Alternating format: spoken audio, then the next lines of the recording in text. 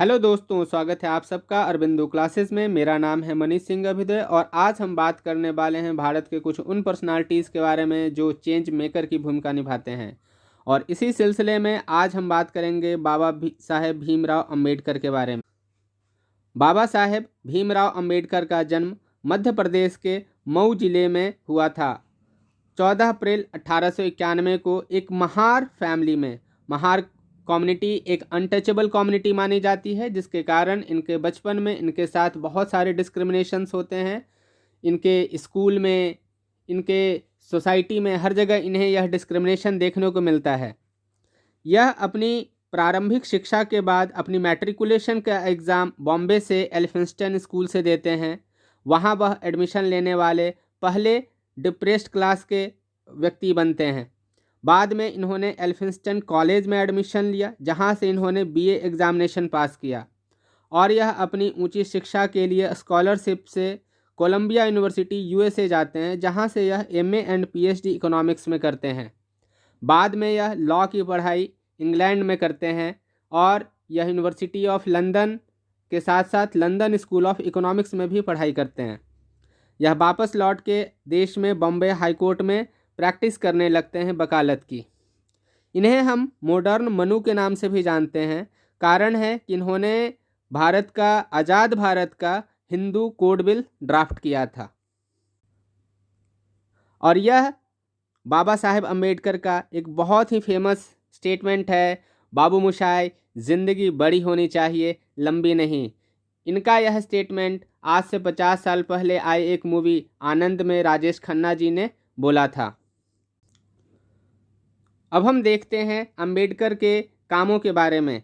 अंबेडकर कई सारे सत्याग्रह में भाग लेते हैं, लेकिन उनमें कुछ प्रमुख हैं। एक है महार सत्याग्रह, जो दिसंबर 1927 में होता है, और इसके पहले इन्होंने कलरम टेम्पल सत्याग्रह में पार्ट लिया, जो मार्च 1919 में होता है।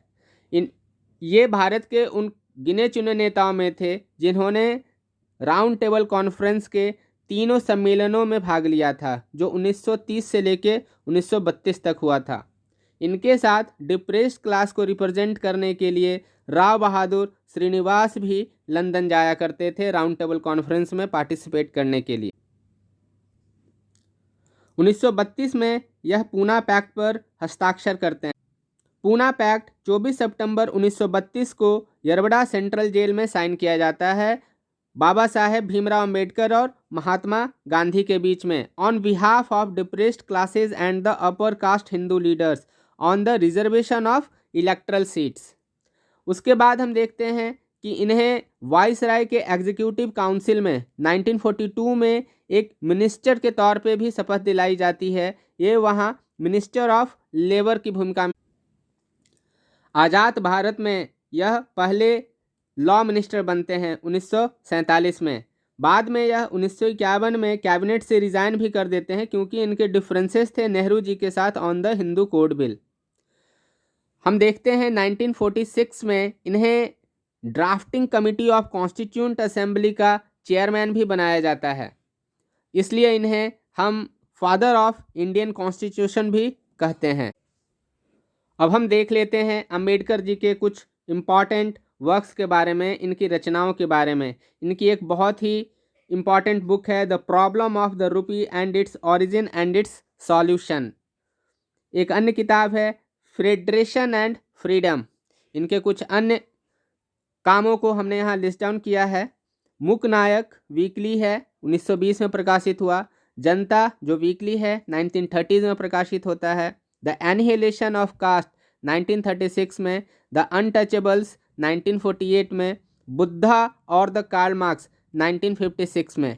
यह एक मराठी फोर्टनाइटली भी लाते हैं 1927 में, बहिष्कृत भारत के नाम से।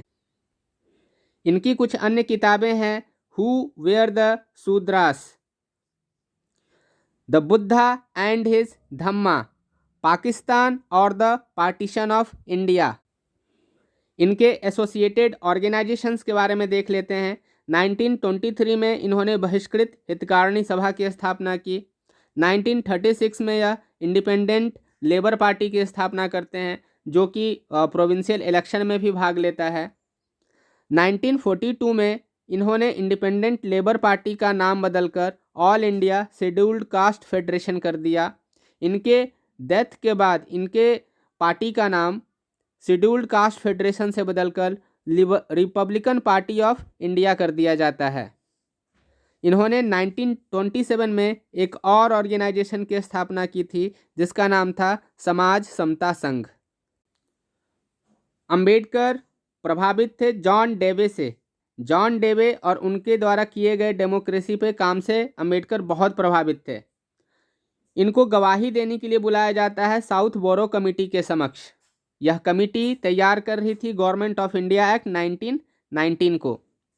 हिल्टन यंग कमीशन को अंबेडकर जी ने जो आइडियाज़ दिए थे उन्हीं आइडियाज़ के बेस पे रिजर्व बैंक ऑफ इंडिया का गठन किया जाता है।